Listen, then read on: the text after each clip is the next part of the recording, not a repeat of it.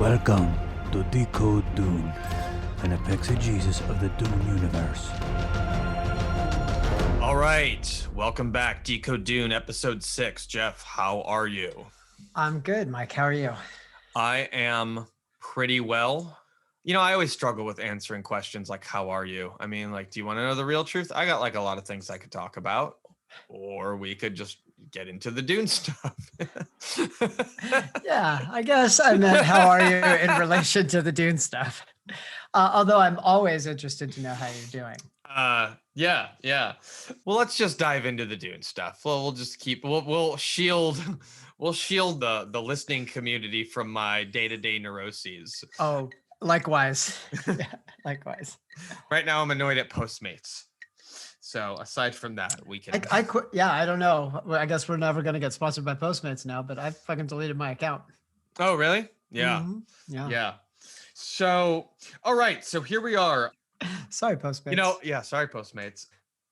This is, I think, chapter 7 of the book, although they're not numbered, so it doesn't matter. But I have a feeling we're in for a treat today because we're dealing with Jeff's favorite character. And we'll start right off with the Princess Irulan's A Child History of Muad'Dib. Yueh, goes the refrain. 1,000,000 deaths were not enough for Yueh. Yeah. I love that this is being taught to little kids. Yeah. A child's history of Muad'Dib.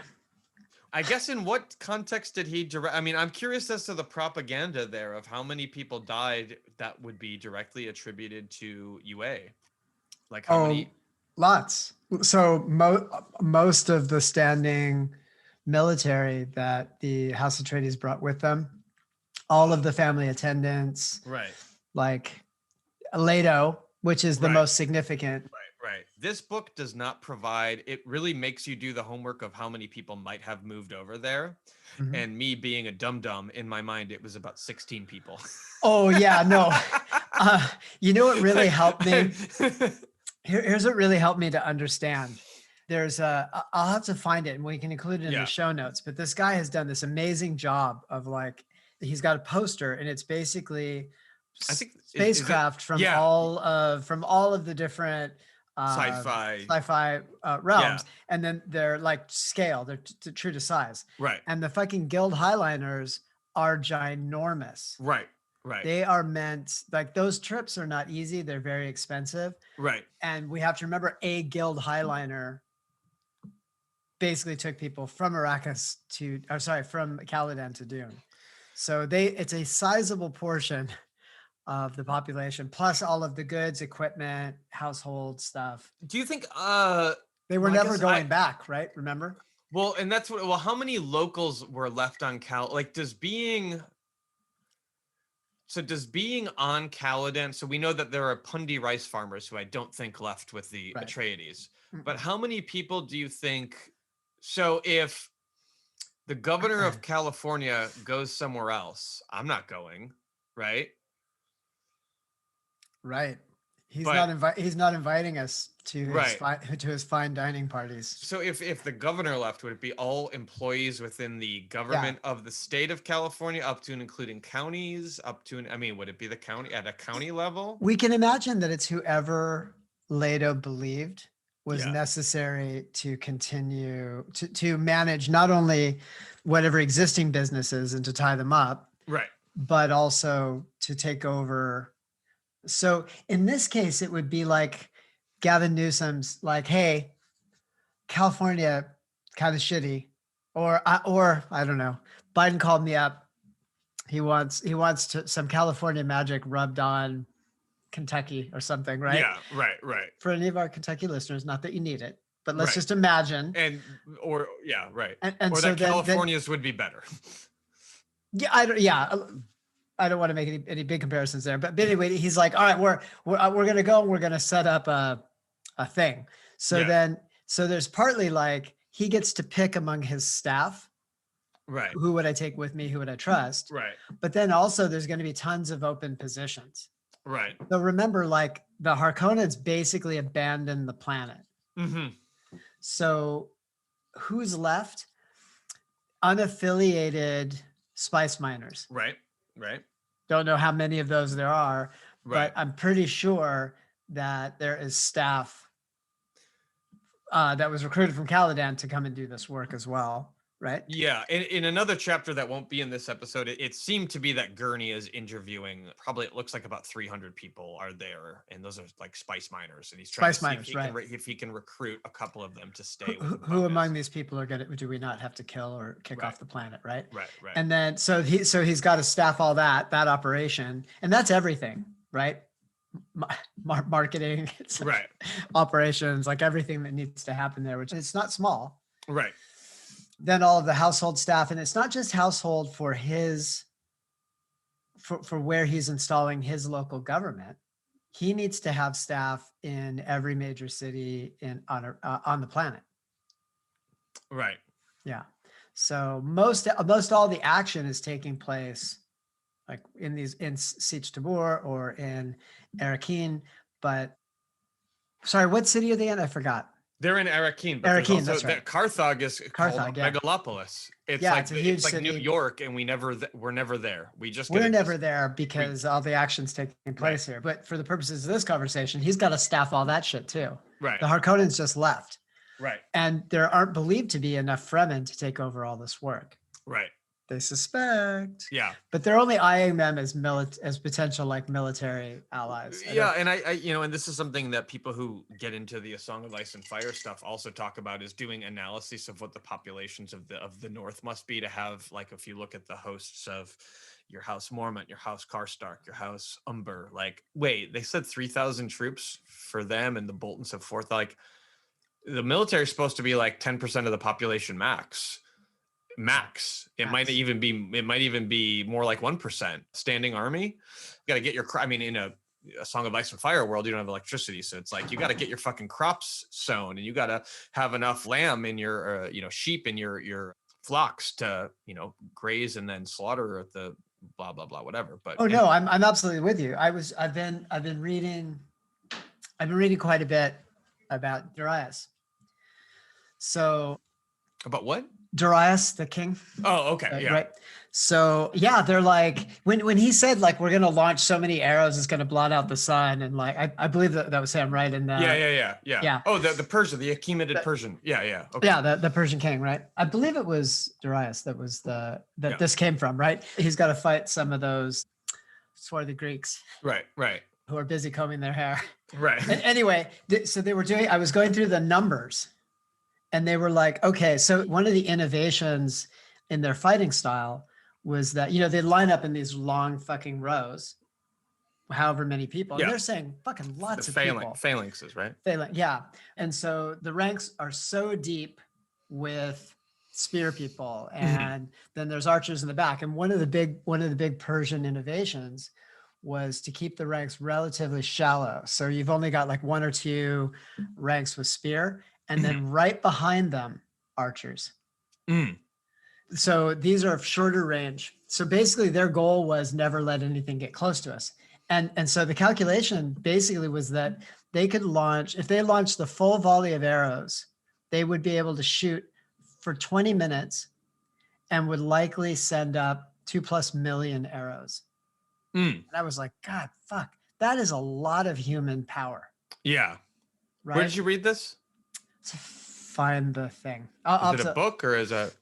It's commentary on what is his name? Herodotus. Oh, okay.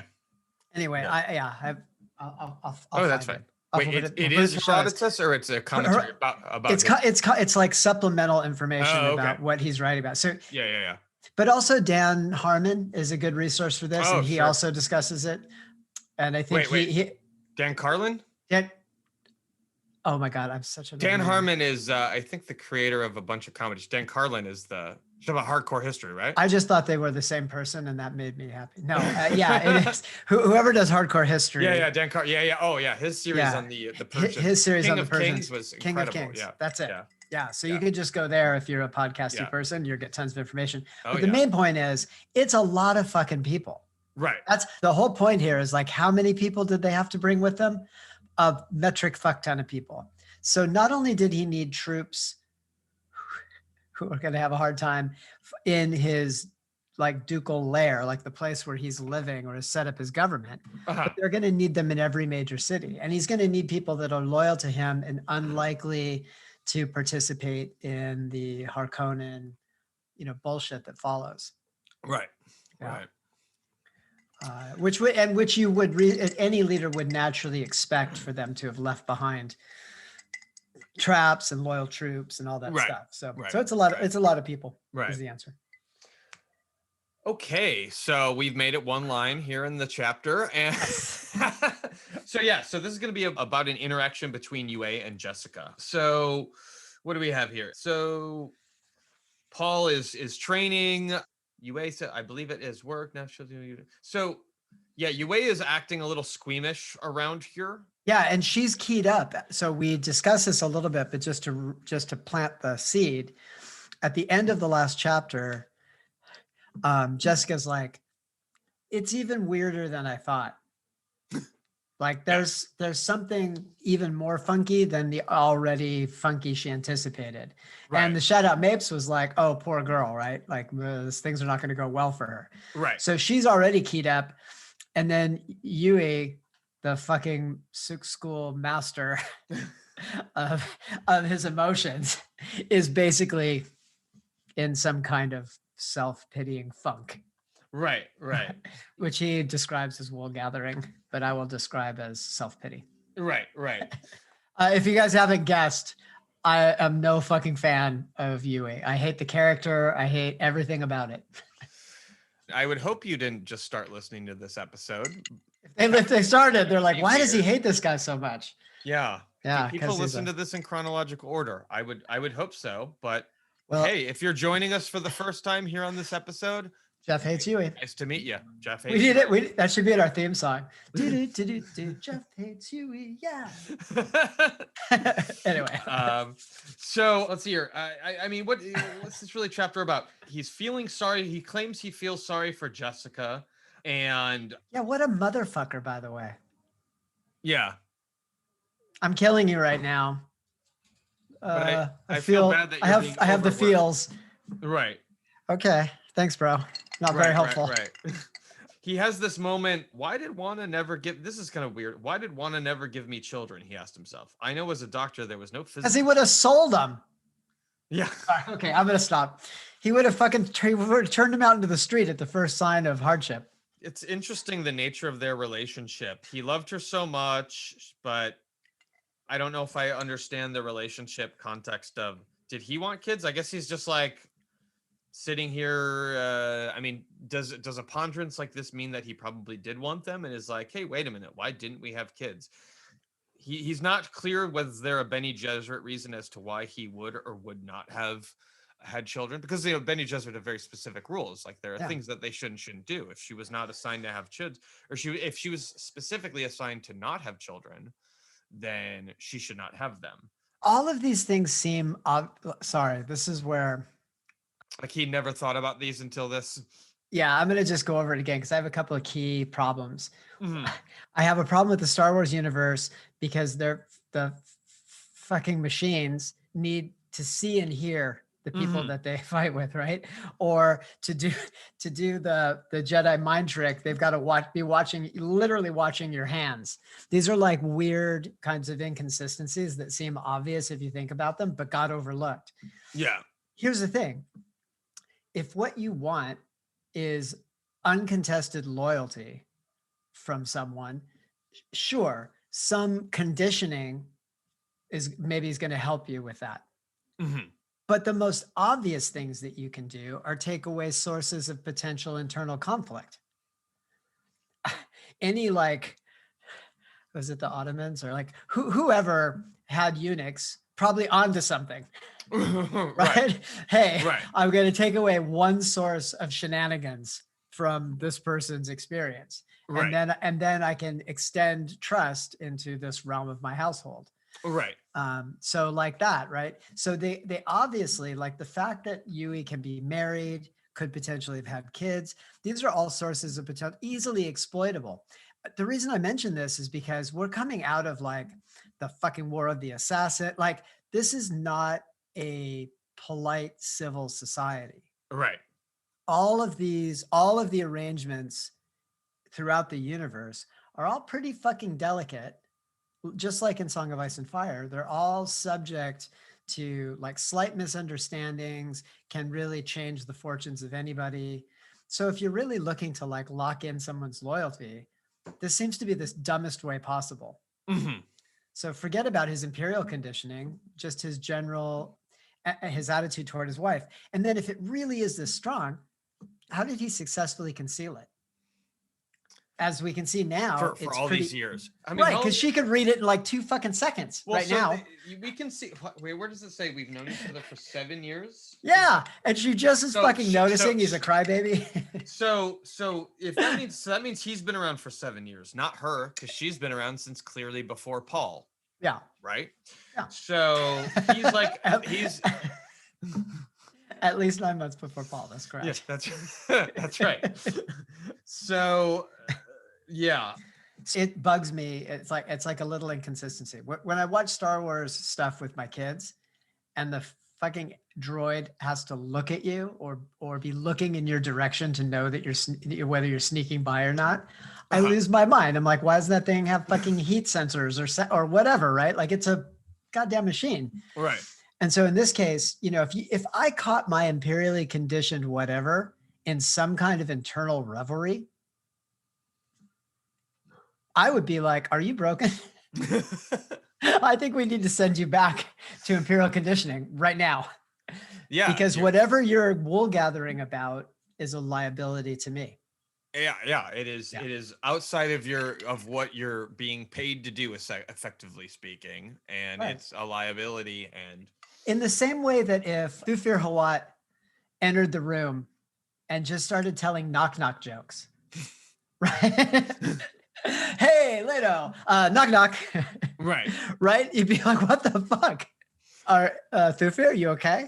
And he'd be like, who's there? You got to say who's there. So I'm just giving you a clue as to how I read this character and everyone's blindness to his obvious faults. Right. Okay. I'll stop doing that now. At least his counterpart, his Harkonnen counterpart, Piter Debris, at least fucking Vladimir Harkonnen can fucking see that he's dealing with a defective. Right. And is using it toward his own purposes. Right. Here we're made to believe that for 7 years, everyone was completely blind. But you'd think if he's like blowing snot bubbles about sorry, I know it's unfeeling. But right. Here we go. If he's blowing snot bubbles about his wife right now, he had to have been doing that for the full fucking 7 years. Yeah. When did they get her? It doesn't matter because it would like whatever was going on in their relationship. Sorry, I didn't mean to yell at you, but whatever it was. Oh, what's the matter, Yueh? Oh, well, we had a disagreement over tea this morning. Well, are you going to be able to do your job? Well, I don't think so. Pretty preoccupied with, I guess in my mind, they got her 2 months before. They enlisted him 2 months before, but probably not. This plot has been hashed. I mean, even more frustrating. I'll have to do some digging. Maybe I'll come back with an apology. But honestly, like if it was 2 months, that makes me even more mad. What did it take to break his imperial conditioning? Nothing. Yeah.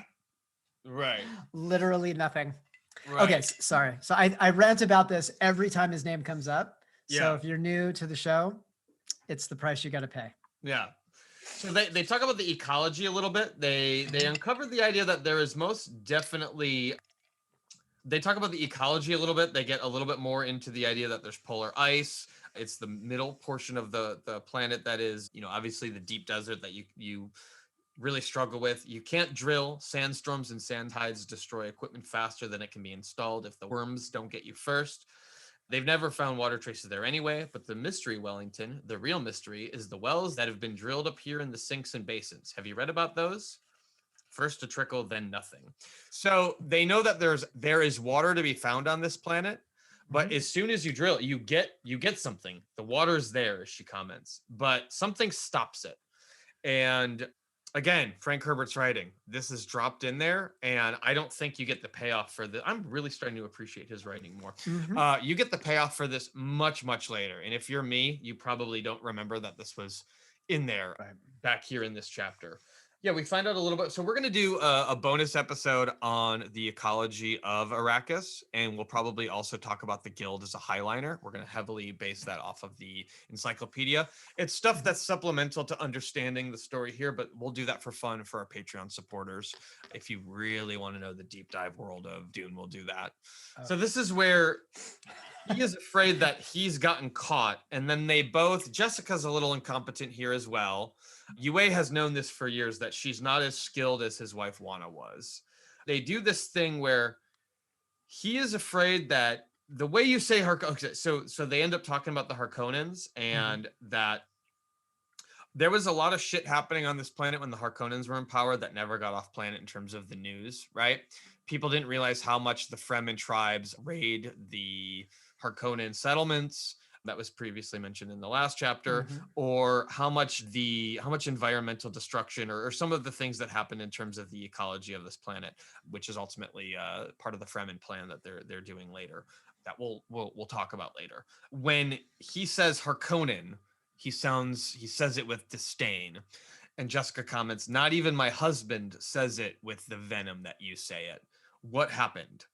And he comments, he realizes he's been caught, right? Yes. And which infuriates me, but go on. Yeah, and he's trying to now move the spotlight, so to speak, onto a different topic, or on a different aspect of this, such that Jessica doesn't think that he would hate. He's trying to get her to realize that he doesn't hate the Harkonnens so much that he would align with them, that leads to their demise, such that he would exact some revenge on them, so much as, otherwise. Sorry, I'm really rambling here. No, it's okay. And so Jessica, the chapter ends with Jessica saying, "Oh, I should not, there's something weird about him. I would ask, but it would make him feel bad. And I don't want to make him feel bad. And I should trust people around me a little bit more." Which is, I guess what we're meant to take from this is that she's in a funk because of her poor communication with the conversation that did not go super well with the Duke. Then she had that kind of weird encounter with the Shadout Mapes. And now here we go. So this is like her day, right? Right. So if you imagine if you had like three sorts of like very weird high stakes conversations, right, all before lunch. That's kind of what happened to her, right? So she's like, first the thing with the Duke where he was kind of an ass to her, really just rubbing station and other things kind of in her face and his power. Then she turns to the Shadout Mapes. That goes pretty bananas. Like it's this sort of potentially life or death situation. And now she catches Yueh in this revelry. What drives me crazy here, with the risk of, I won't go off into another tangent, but what drives me crazy here is, so she says an old wound. So it can't just be weeks or months since Yueh's wife was killed, but she's guessing that his wife was killed by the Harkonnens. Again, this seems like a pretty important fucking detail for someone who has so much sort of ease of access to this royal family. Right. So the idea that she's sort of guessing at what might have happened, and then she puts him into the group of people who have reason to hate the Harkonnens, and that means like the enemy of my enemy is my friend, right? Right. When we talked about that, everyone surrounding the Atreides family, everyone in their orbit is people are people who hate the Harkonnens for their own reasons. So Gurney has that ink vine scar from the Beast Raban and the fighting pits. What else? What happened with Duncan? He hasn't even been introduced yet. No. But something happens with him that he hates the Harkonnens from before as well. Yeah. So Jessica's looking at this and going, this is another person who is attracted to the Duke as the nemesis of the Harkonnens as a part of the feud. So we have him loyally on our side because of the actions of Harkonnen. He's now on our side. So they get into the conversation that you teed us up for, which is really about his wife. Then it turns to the conversation of water. So she asks what he's looking at. He's looking at the people. Right. That leads to this conversation about about the people. And then then that leads to a conversation about water. And Jessica's like, God damn it, everywhere you go, everything resolves around the scarcity of water here. Mm-hmm. And then they start to talk about what might solve that problem, or where might water be. So that gets them talking about the polar ice caps and the places where water might be found, right? Right. Yeah. And then through that conversation, it's very Bene Gesserit, right? She's listening, and he also scanning for both content and context. Mm-hmm. So they're constantly like scanning the communication, looking for other possible meanings and connections, which, as you know, I love, right? Right. Absolutely. So he says the Harkonnens sealed off sources of information about the planet to kind of suppress people's understanding of what's going on, right? Right. So that's right where you were talking about. Anytime that they tap into water, the water gets plugged. Mm-hmm. Where is it all coming from? Then he says, we are indeed behind the Harkonnen veil. Perhaps we'll ... He broke off, noting a sudden intense way she was looking at him. And of course, she senses now the way that he says Harkonnen reveals the amount of hatred. So she responds, even my Duke's voice doesn't carry that weight of venom when he uses the hated name. So now he knows she may be onto him. Then this is where we learn about Wana. So Wellington's like, sorry, we brought you to such a dangerous place. Blah, blah. We. Yeah, exactly. I mean, yeah. They talk more about water riots. Then there's sort of some stuff here about Hawat that's maybe important, maybe not. But basically they're doing this dance, right? Mm-hmm. And the dance is, we're talking about some facts and events and things in our lives, but also they're scanning each other to try to figure out who knows what. Mm-hmm. Oh, and also this is, sorry, I can't believe I missed this, but this continues, right? Thufir has called her a witch before. Mm-hmm. So we talked about this in a previous episode. She says, where Thufir Hawat goes, death and deceit follow. He says, you malign him? She says, malign, I praise him. Death and deceit are our only hopes now. Yeah. I just do not fool myself about Thufir's method. So we get that sense of, and this will come up in future chapters, she says, I praise him, in the sense that they have no other options. She's praising him, but it's not exactly like a particularly meaning. She doesn't really mean this as a compliment in the sense of any other context, such that in the future, we're going to see that this continues to be a matter of who done it, who deceived Lato. Is it Thufir or is it Jessica? Right. And in this chapter, this is where I brain farted. The idea is no one seems to be looking at, I'm going to assume because they probably think he's too beta or something, but like Yueh is not alpha enough or something like that. Well, this is why I hate him. This. Yeah. Yeah. It's literally like everyone's, he fits the profile perfectly, but he's got that Suk school conditioning. So right. Can't be him. Right. The Bene Gesserit and the Mentats are trained in the art of subterfuge and manipulation and negotiation and all that kind of stuff. And so consequently, it has to be one or the other. And historically, the organizations, Mentat versus Bene Gesserit, already have sort of, we've talked about this before, sort of a opposing stances in the universe. Right. So we have to remember, first of all, what kind of doctor is Yueh? They say doctor, so you think like medical doctor. He's really kind of an herbalist. Right. So I still cannot remember the name of. Now, did you get that out of the encyclopedia? Is that where it talks about what the Suk school does? Yeah, I think so. Okay. Yeah. I suspect that Yueh bought his Suk credentials off the internet for like $29.99. He went to the Trump school of Suk medicine or whatever. Right. Yeah. But it's so similar to like, what is that? It's not real medicine. It's when they literally like touch an herb to water. And yeah, you mentioned and then this all before. of the water. What the frack is that called? Homeopathy. Oh. He's a homeopath. Okay. It's basically what he is. So on some level, he's not even a good doctor. Right. Yeah, he's like, although we never really see him do doctory things except give Paul Spice. So, right. Right. If you're a fan of the movie. So yeah, so he's like not exactly the kind of, he's not like, what's the name of the doctor on Star Trek? Next Generation? No, the original. Oh, not But Scott. any doctor on Star Trek, right? Right. They're like these highly revered, Right. McCoy. Yeah. So McCoy's like fucking, he's top of the, so the way that Yueh is positioned, you would kind of think that he's like McCoy, or right, he's in the inner circle. So he's Right. peers with all of the leadership. Right. But if you really examine him, no one really knows him. This is me doing the fucking structural dynamics on this guy, but no one really knows him. They don't understand what his motivations are. They accept him because of his sort of pedigree.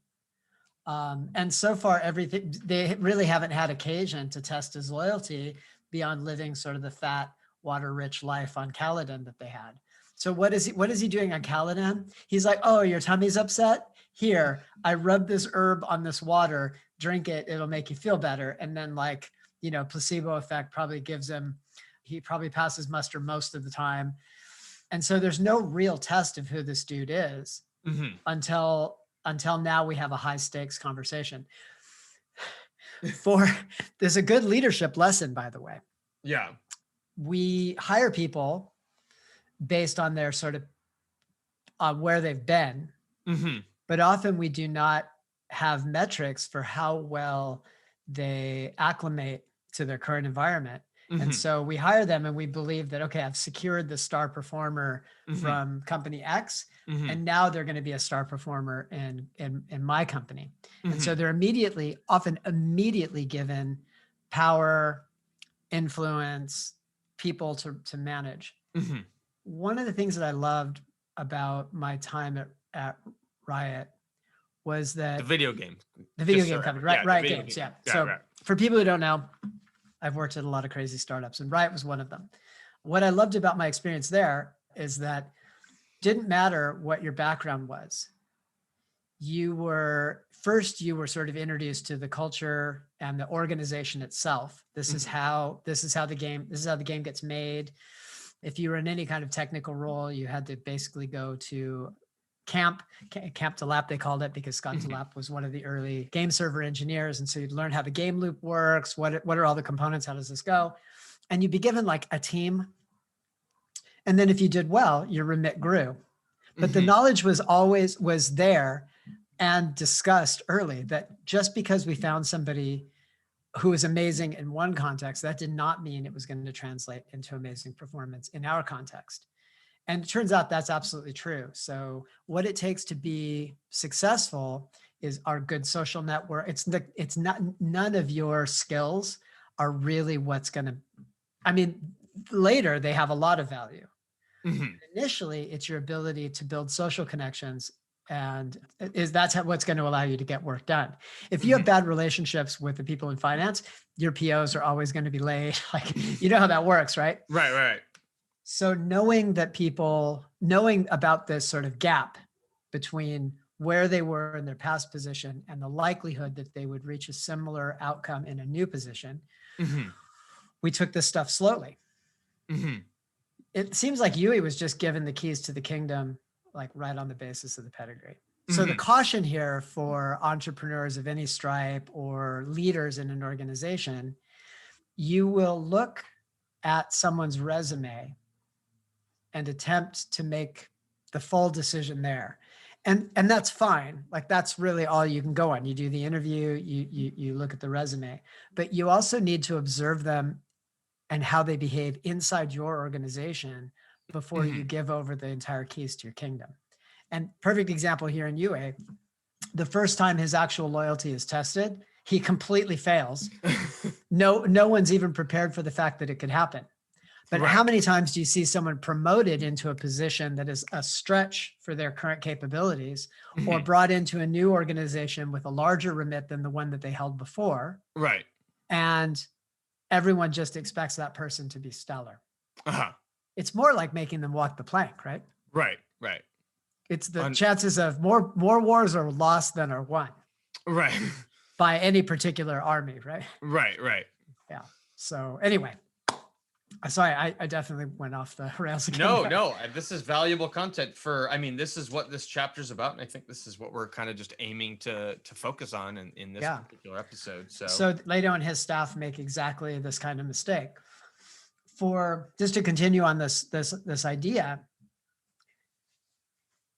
this may not make sense, but I'm gonna go ahead and do it. okay. I spend a lot of time coaching people around peer relationships within an organization.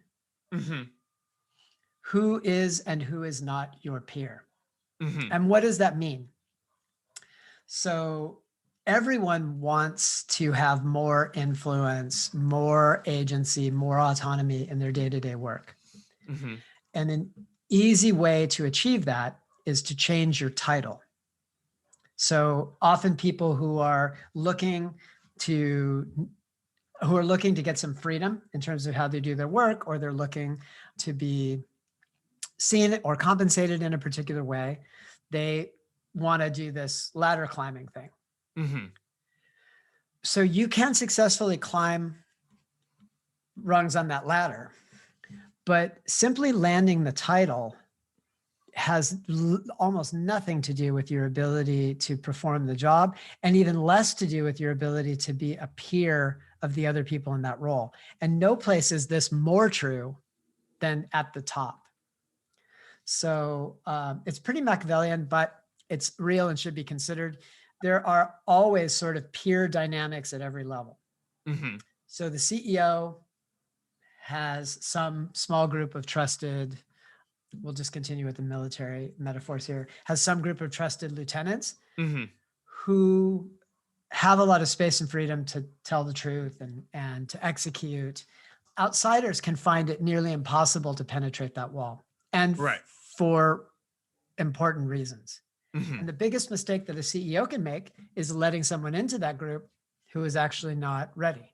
Mm-hmm. So let me give you some examples, right? You let somebody into the peer group and then they hear conversations that are part of the thinking process of that group, Right. but are probably not for general consumption. Uh-huh. Right. And then maybe communicate those things.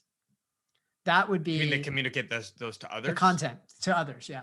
Like they say, this is the official message of the leadership of this company, and it's like, no, that was still in the drawing exactly. room. Exactly. Or they assume they understand the. Let's just stick with Dune. They assume they understand the battle language of the team. So, but when they really don't. So they're speaking Chekopsa, but this person doesn't know, because they have not been in this peer group.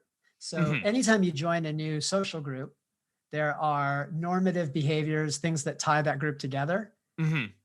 You could easily misinterpret them, be unaware of them. So it's kind of easy, right, to accidentally offend when you join a new group. Right. And it's a natural part of that process. What's weird to me is that Yueh was just let right into this group.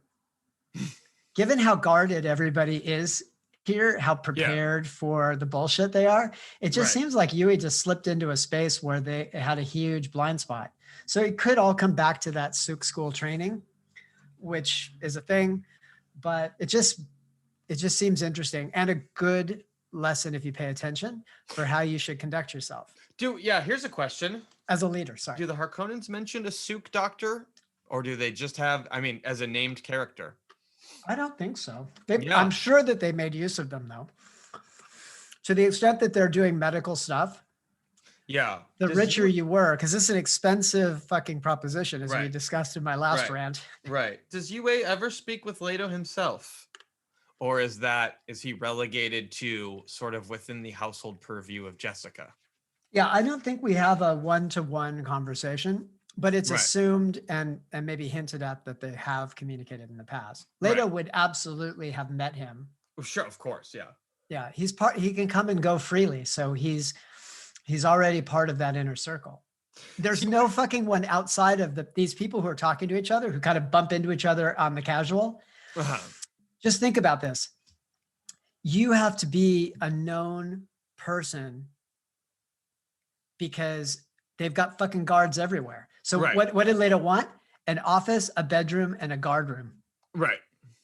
So access, just like in a modern corporation, so CEOs have an open door policy, but how do you get on their calendar? You have to go through a whole fucking defensive line that is designed to keep you off of it.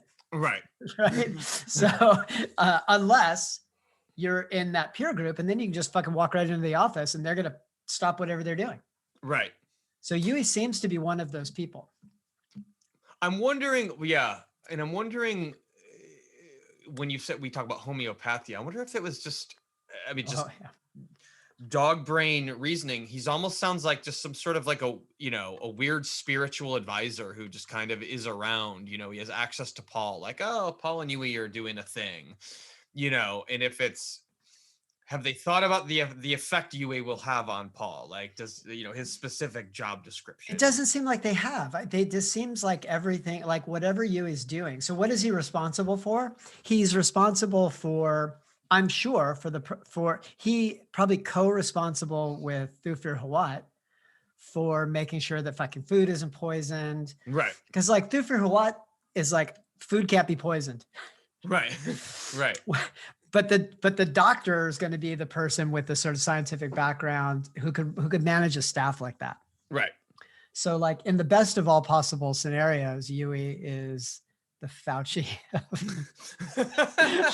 I know, whatever. He's the C. Everett Koop. He's whoever he is. Right. He's like, he's the dude who knows the most about your health and well-being.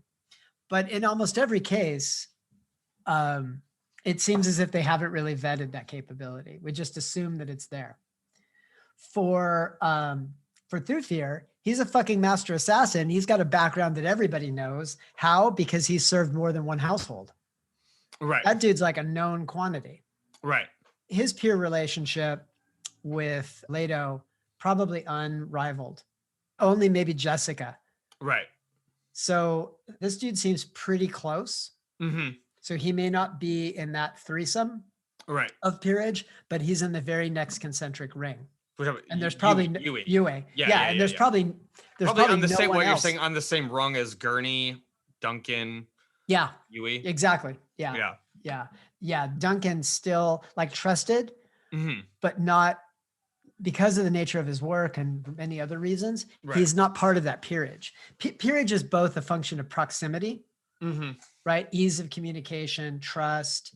So when I'm talking with my coaching clients, we used to talk about the trust tree. Right? And the trust, so the people sitting closest to the trunk of the trust tree are going to get the most unfiltered truths at any particular moment. Why? Because they can be trusted to hold them and not lose their bananas. What's at stake usually at these companies? Life-changing sums of money. If we win, we get life-changing money. If we lose, I got to go find another job. Maybe I have to work for somebody. so like, it could, or maybe I have to do something else. So the pressures are pretty clear. And so peerage is, even if it's not really talked about or well understood, it just happens. Who do I trust the most? I trust these people. Who's next? Oh, those people over there. Right. But everybody wants to be in the trust tree. Everybody wants a seat underneath the branches of that tree. But I would say in Lato's trust ring, it's Jessica and Thufir Hawat are the two people that he probably trusts the most. Right. Even Paul is outside of that just because of the nature of their relationship. Right.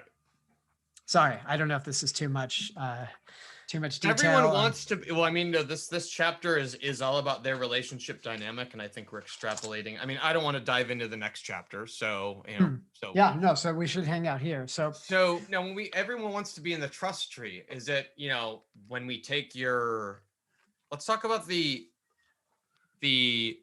whole, resourceful, naturally creative, resourceful, and whole. Naturally creative, resourceful, and whole. Okay. Yeah. Everyone wants to be in the trust tree because in being creative, resourceful, whole, you get the least restricted expression. Right. So it's all about agency. So when people talk about here's what we're fighting for. We're fighting for agency. Inside of organizations, every employee wants to increase their agency along with their compensation and their ability to influence outcomes. When I say everybody, we're talking about anybody who aspires to do more than they're currently doing in the moment. Right. I was going to ask maybe a dingbat question, which is around Go for it. competence. Everyone wants to be in that circle, but what about people's levels of competence too? I mean, and to what degree Yeah. are leaders effective or ineffective at seeing those competencies and making those decisions according to the correct assessment of whether this person should be in the circle or not? Well, there are many factors. Yeah. I'm just going to be honest with you. We're not as good because demonstrated competence is usually part of the hiring communication. Uh-huh. So what's the language of bringing someone in to a tribe? You describe what you believe they will bring to the tribe. This person's been out in the wilderness. Mm-hmm. They've met with the wizard, Right. fought the battles. Right. Now they want to be a member of our community. How do we create a receptive mode for that to happen? Assuming that we, the leader, want them in.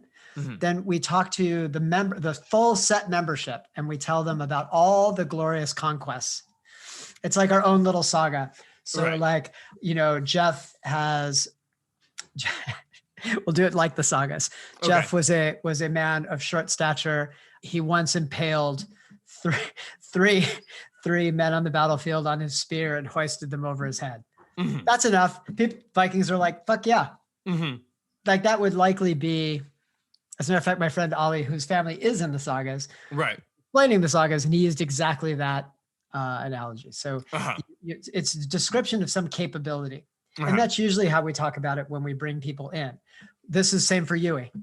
Oh, he's got the imperial conditioning. He comes from the finest medical school. Okay, yeah, perfect, right? Yeah. Sounds like he has the Big Ten MBA stamp. Right? Exactly. Yeah. Right. Right.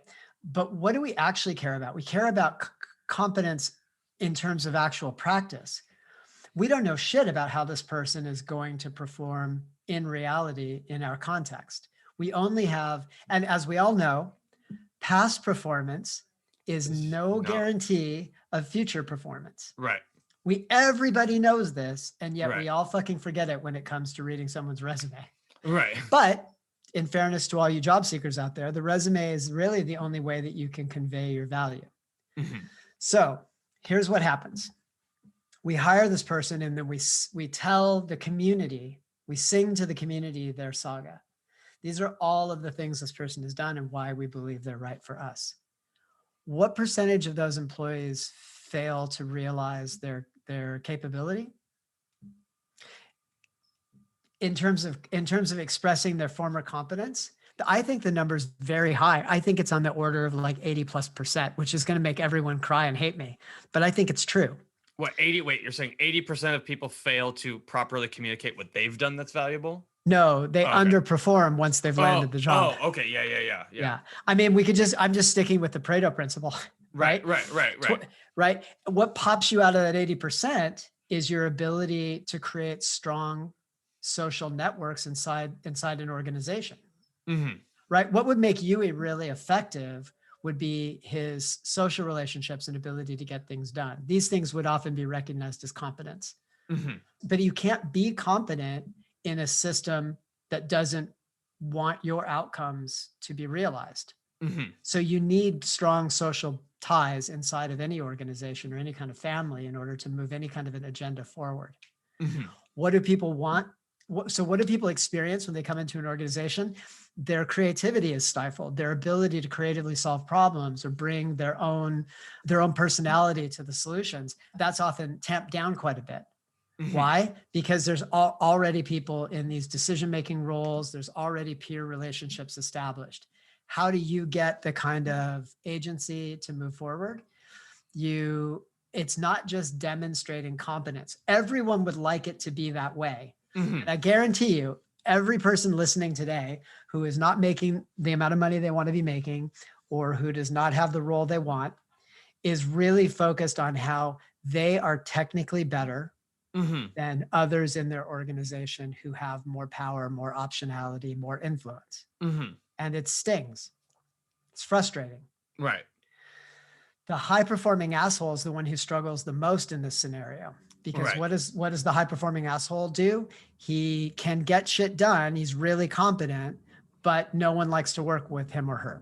Right. As a result, it's hard for them to be given sort of project authority or program authority because they just rub people the wrong way. Right. Okay, so why are we talking about this? Because this is how peerage is established. And this question of like, why do 80% of people underperform? Because on the main, we're invested in our past. Okay. Yeah. Right. Or we're invested in our self-beliefs about efficacy and capability. Right. And then we fail to see how our beliefs about ourselves aren't actually resulting in the outcomes that we want. And where do we put blame? We externalize it always. Right. It's always somebody's fault when I'm not performing. Right. And so anyway, what people should be focused on is the potential ability. So it's important to establish competence because once you're in the position where you have the agency, you need to know what you're doing in order to get a good outcome. That never goes away, but you will never get the chance if you don't create good peer or partner relationships inside the organization, up and down the ladder. Right. There's a great story. I'll leave the bank names out of it, but a dude was hired into a big banking institution and delivered a huge value. Did a thing that was like being underserved, found a niche, exploited it, generated a crazy amount of revenue for the bank, but pissed every single person off in the social structure. Oh. Right. And so it's a classic dilemma. Right. As a manager or someone with authority in the organization, the question is, what would you do with an employee like this? A maverick. Well, yeah.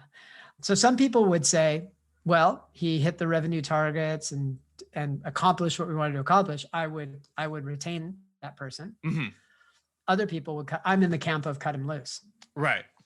I appreciate that you made this money. Also, you fucking torched our culture and you burned every bridge. Why? Because the ability to do it a second time, seriously in doubt. Right. Yeah. That's like that. There was that anecdote in Jocko's book, one of Jocko's book, about they were, Echelon Front was doing, some consulting or whatever. And there were two peers, both VP or whatever, who were like, I can't work with this person. And I guess the moral of it was fire both. Or it was, I give you guys the next 8 hours to figure out how you guys are going to work together, or you're both gone, because it's not going to be one or the other. And the air quotes easier path is actually just figure it out and work together. Well, it's not, whether it's easier or not, it's the required path. Right.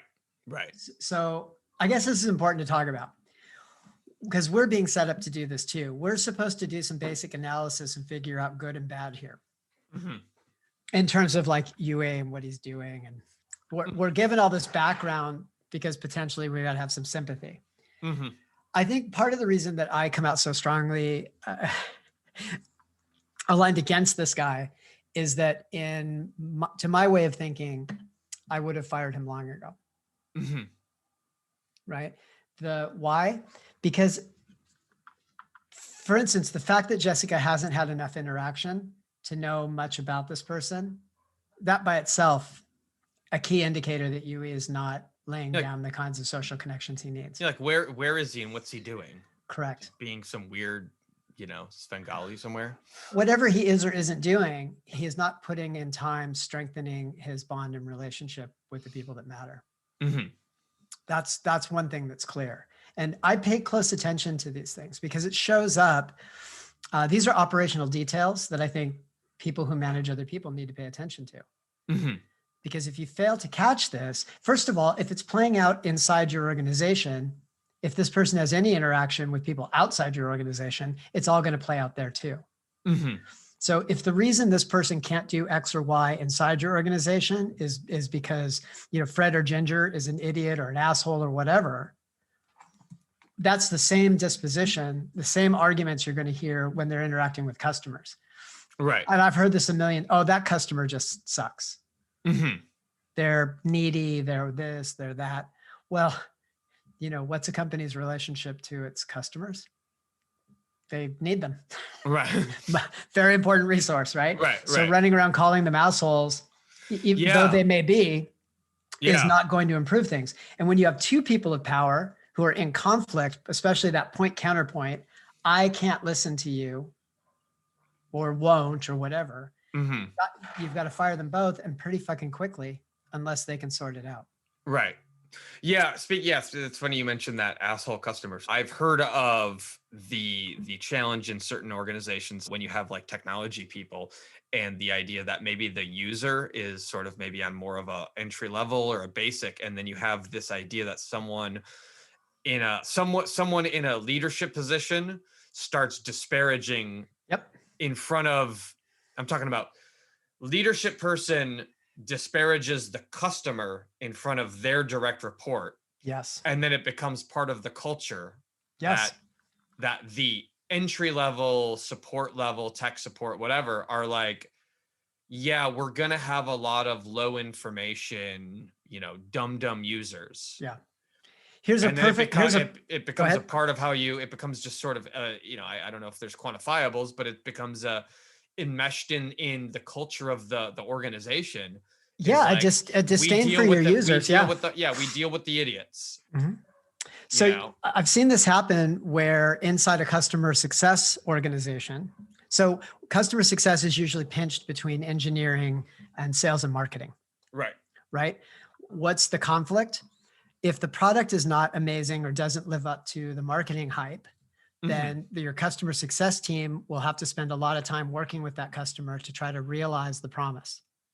Yeah, I believe the Gainsight COO Gainsight is a customer success software platform. I think the COO refers that as to minding the gaps. That's right. Or servicing the gaps. Servicing the gaps. That's right. Yeah. So this having your customer success organization too closely embedded with any particular customer is a drain on resources and can severely hinder your profitability, right? Because this is like a second engineering. This is an extension of your engineering organization now, working to raise your customers' capabilities. Well, if that's the case, then your product needs careful product management. So if your product's hard to use, if it's spiky, thorny, difficult, whatever, that usually means that you have some distance to go in terms of making this better for your customers. But very easily, what happens inside of organizations is that our faults get recast onto the user. We have some very complicated workarounds that we live with every day. And then we just start to think that then we start to think of that as normal operation. So like, imagine that if to park your car. When you said hold on real quick. When you said do you mean as in the user or the provider? No, the provider. So the inside view. This is these are the same people who will later have disdain. So imagine you buy this fancy car. Yeah. And in order to park it, you have to engage and disengage the parking brake 3 times before you move forward and 2 times before you back up. And every third exchange like that, you have to honk the horn 1 time. Everybody in the company that made this car, all the people who drive these cars regularly, who engineered them, who maintain them and manage them, they all know you have to do this and they've learned to live with it. So then you can imagine the frustration, let's say, when they have to send customer success engineers out to the homes of people who've purchased their cars to teach them how to drive. And they might get really pissed off that people fail to learn this key set of skills that are needed. And then they might further decide, well, these people are just non-technical. Right. These people are not prepared for the kinds of driving experiences that we're providing, these elevated experiences. Yeah. Well, yeah, we definitely had that. We had a toxic employee who's no longer with us, who kind of looked at it like, why isn't learning this stuff part of their job or part of their hobby? And literally one of our board members was like, people pay you to like solve their problems. Yes. Yes.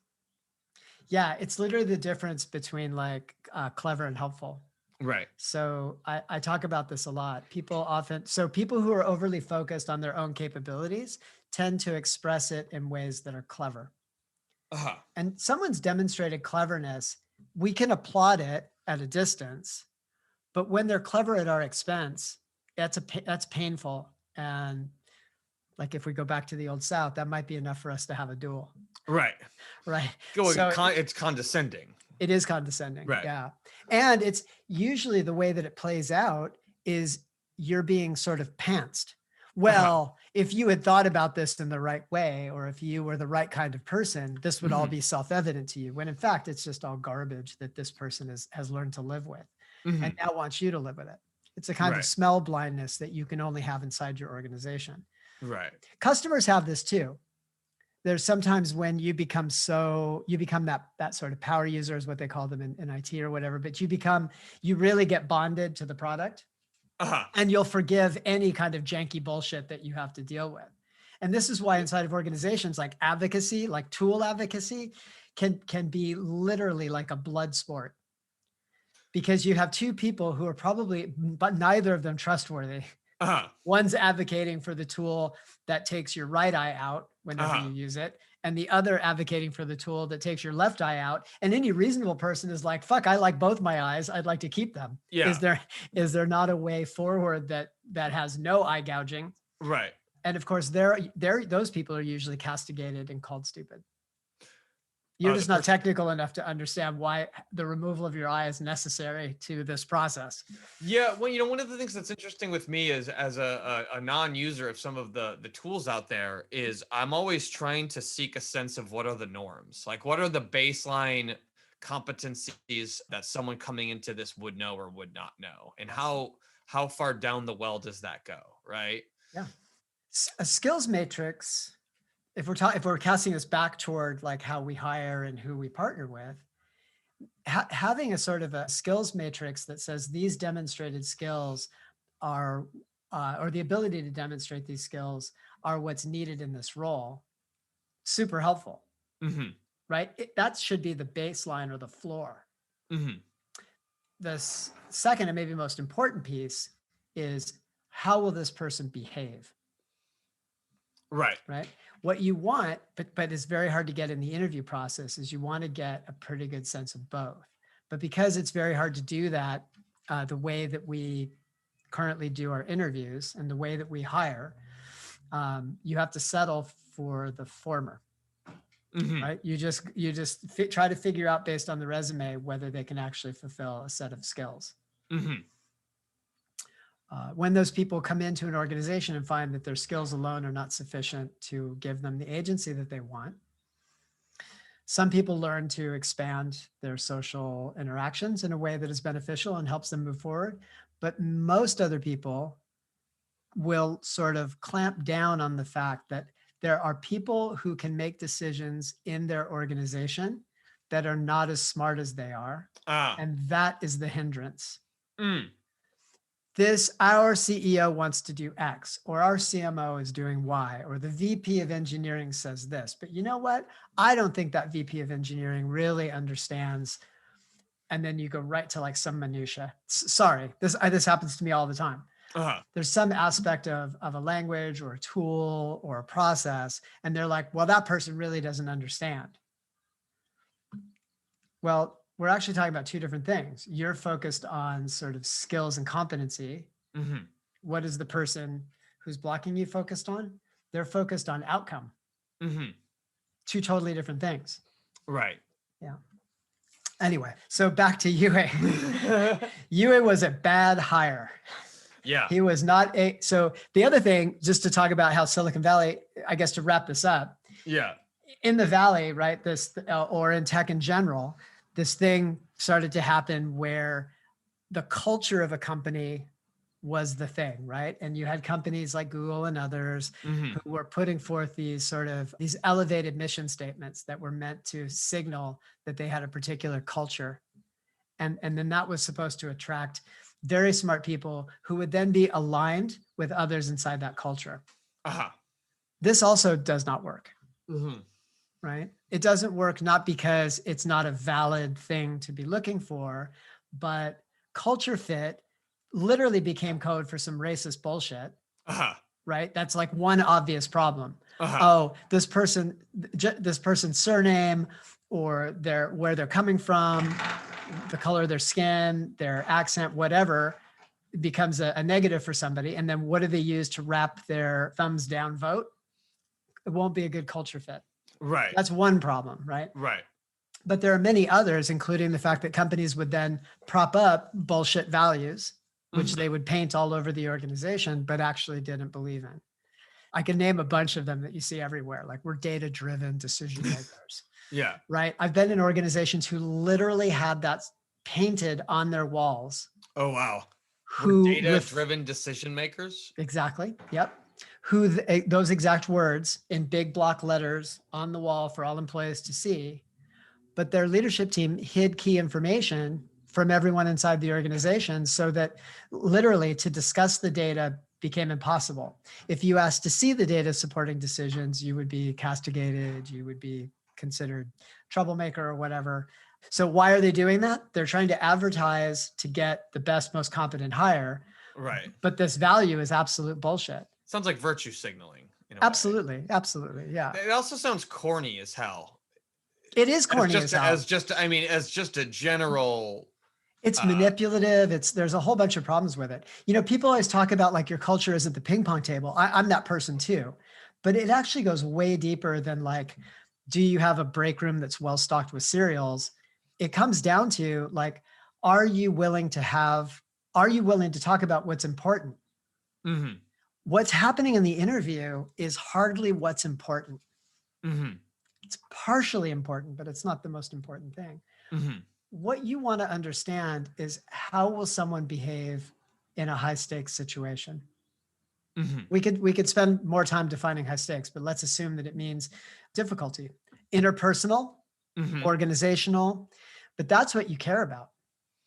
Right. I don't. Yeah, you could write code in a particular language for decades. Yeah, that's possible. Also, if the first minute that a decision becomes high stakes, you become an asshole, you are not going to be valuable at all. And the fact that it took a year or 6 months or whatever for you to lose your shit doesn't matter. You were a bad hire on day one. You are still a bad hire when your behavior finally catches up with you. Right. Whose fault is this? It is not the fault of the individual. I mean, there is self-reflection and change they need to do. Right. But this is the problem of the process by which they were hired. Right. And so Yueh was brought onto the team for a role that he was not prepared. Yeah. Yeah.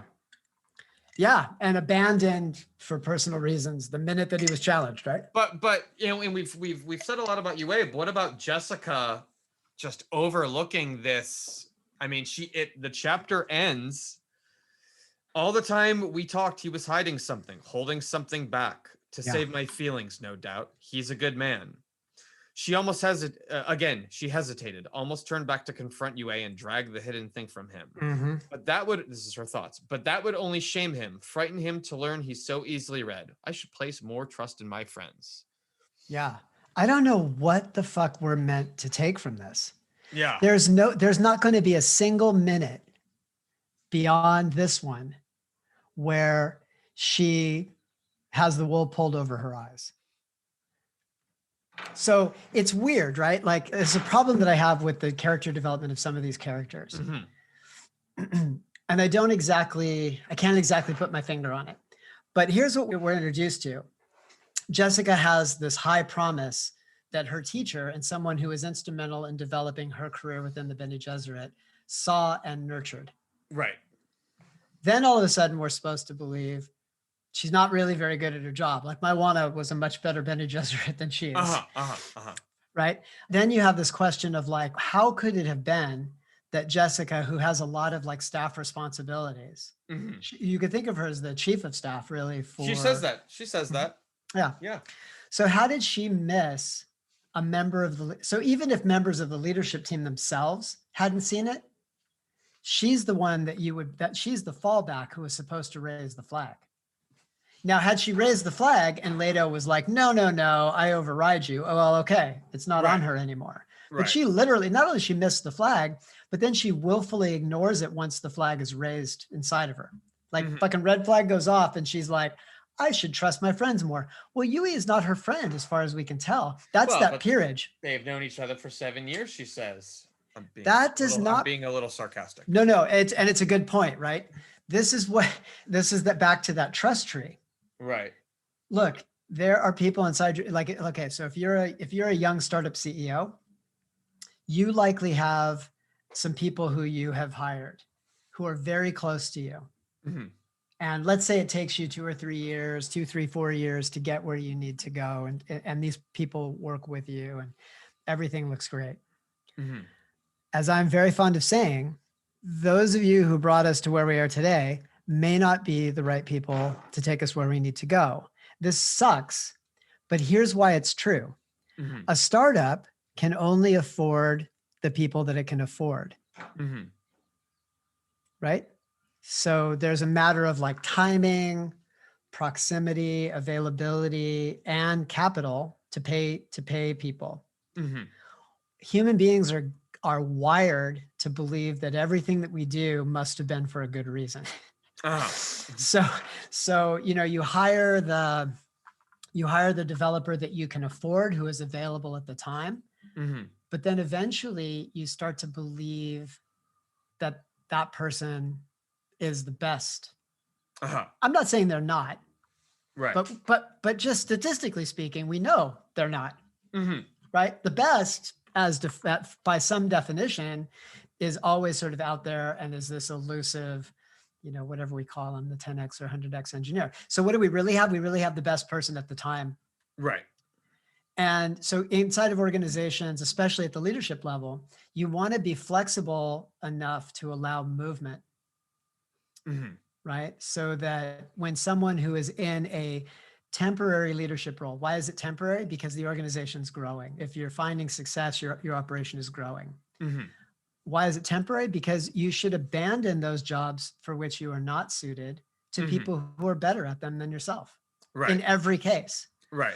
So if I'm an engineer and I just keep getting new titles as we hire engineers below us, maybe eventually I become the VP of engineering, but I actually am not good at that job.